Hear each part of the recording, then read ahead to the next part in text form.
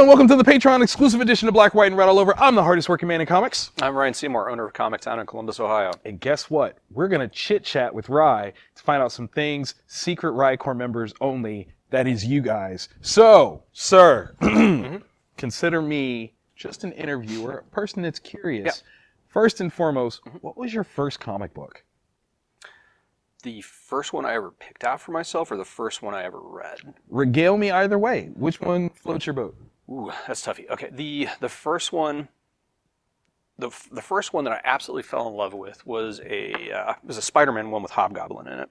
Nice. And like Spider-Man's like trying to chase this van down, ends up finding out that the van's actually being remote controlled by Hobgoblin, and it blows up and almost kills him. But the first book that I ever picked out myself, Right. I was in Tennessee, visiting my grandparents. I think it was like an IGA that I was at. And That's busy bee for you other folks that don't. Yeah. And so I was given like, here's X amount of money or whatever, go pick out a comic. So I'm going through the spinner rack. That's how long ago it was. And this book, I saw it and it spoke to me, like it sang songs to me. And it was Conan number 99, I think. And at this time, I don't know who Conan is. Right. All I know is there's these like totally metal D&D looking people, and they're fighting crab people. So for whatever reason, I was like, this is it. Yeah, that's it. But like, and after that, I was hooked because there's the Whitman reprints, Right. especially some of that old DC stuff that was tough to get. Yeah, that was probably. Almost all starts in Tennessee. Nice. For like it was basically my parents were like, here's some comics, shut up and leave us alone. As parents are wont to do. Yeah, so It happens. I mean, we have children. I've definitely done it. Mm-hmm. So, okay, with that, like, that's the seed that started with you. Yeah. But to cultivate it, sometimes you need, like, a tribe. Mhm. Like, who was the first person that you befriended because of comics? Oh, that's actually going to be a weird one because growing up in Elyria, I had friends, Right. but it was more. I love how you said it like, I had friends, I had them. okay? I had 3 people. And they didn't all birth me. Yeah. But like, I didn't really have comic friends there. Really? Like, it was all sports related. Yeah, like looking back. Was comics your dirty secret? No. Oh, okay. The thing is, like, everybody knew I read comics, but nobody was like, "Oh man, what'd you think of that? That Batman." Moving to Columbus, though, is when that really clicked for me. Okay. It was my first year in Columbus was 8th grade, and the first person that I really started to connect with on a friendship level started with comics. Word. Like a discussion of something X-Men related, and that's just kind of how it started. And a giant chunk of my friends now are associated through comics. Right. And it was a situation also in Elyria, to the best of my knowledge, when I was growing up there in the late 70s, early 80s, there wasn't a comic store. You would find, if you wanted comics, you had to go to the grocery store. Right. And so coming to Columbus was kind of mind-blowing because Nate, the person that I was befriended in 8th grade because of comics, was shocked to find out that I had never been to a comic book store, let alone even knew that they existed. Wow. So going there, and that kind of just like opened up the world to me. And I was just like, oh my gosh, this is my tribe. That's awesome. That's awesome. I'm going to give a shout out to Nate on that one because you wouldn't be here like right now, Mayor of Comic Town, if not for that. That's pretty cool. All right, so you are reading books, you're befriending people. There comes a certain point though where we're supposed to put away comics, but that never happened for you. Yeah. What was the hardest thing to maintain your comic book readership? Was it through because all right, so for me, my first marriage. This is so terrible, but it's so true. Yeah. So my ex-wife and I, she knew I was a comic book guy, Yeah. clearly through high school and all that stuff. But the real test came in 2002 when the first Spider-Man movie came out. Yeah. And I went to go see it, and I was not a Spider-Man fan, but I loved that movie, Yeah. and I saw it without her. And I was like, look, if she doesn't love this movie, I'm just gonna break up with her now because it's not gonna work. Yeah, it's not gonna. It's just not gonna happen. Did you ever have any situations where like life tried to take you away from being a comic fan? Oddly enough, it was my first marriage too. I guess it was one where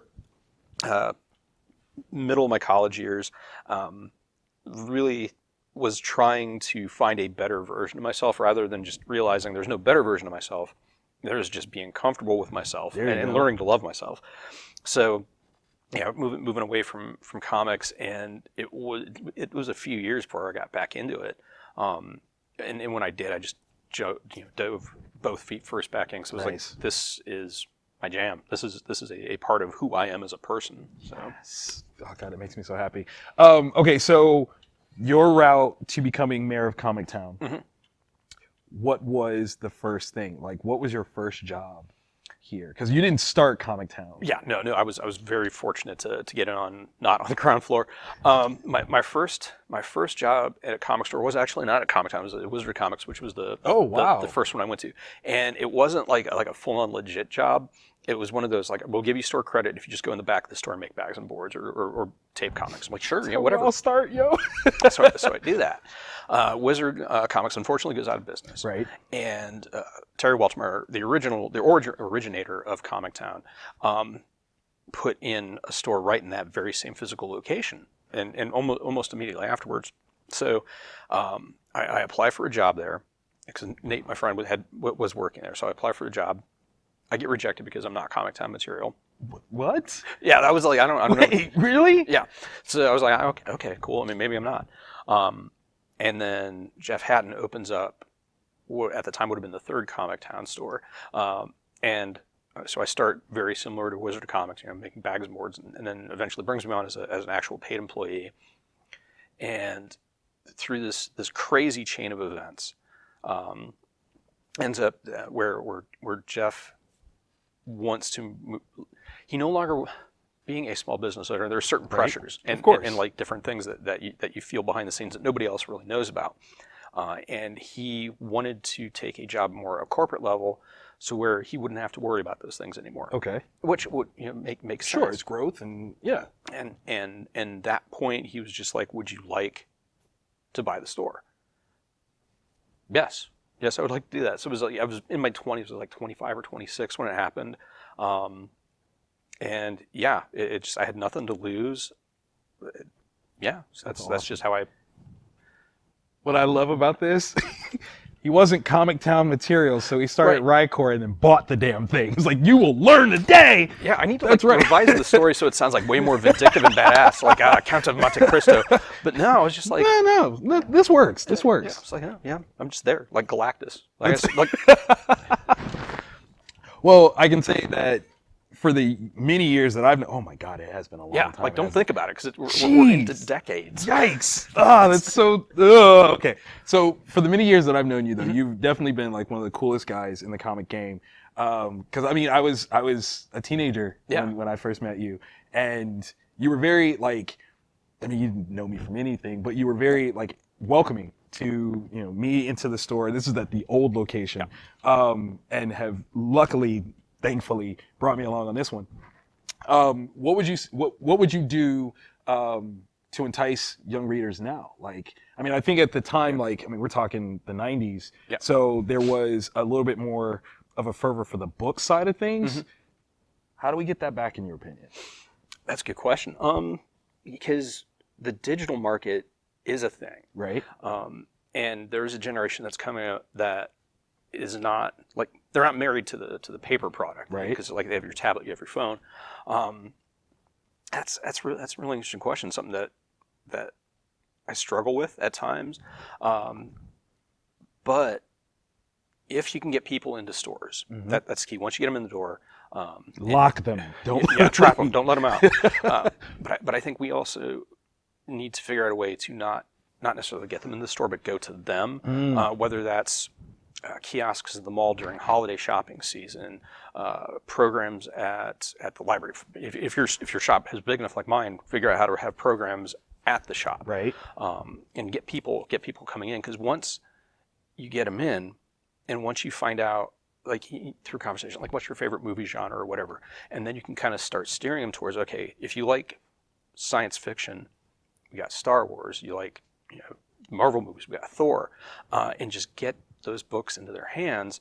And once they start reading them, they're hooked. Like Walking Dead, the number of people that didn't give two craps about comics Right. after watching the series would come in. Here's volume 1. It's $9.99. You'll be back. Right. See you in a week. Dude, you know what's funny is how many people didn't even know it was a comic series. Right.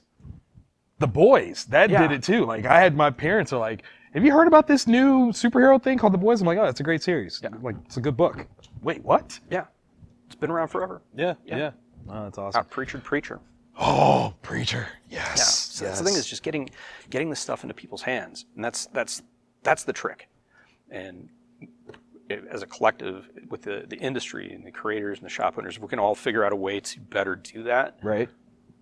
Things will be fine. Dude, thank you for these few minutes to chat with everyone, to share with the Rycore Nation. Dude, you're an awesome guy. I don't get to tell you enough, but you are. We try. No, you do well there. You do very well there. And thank you guys for tuning in. Hopefully you enjoyed this little look behind the curtain. It's something a little different. We're going to try some stuff and let us know what you think, because we want to get more.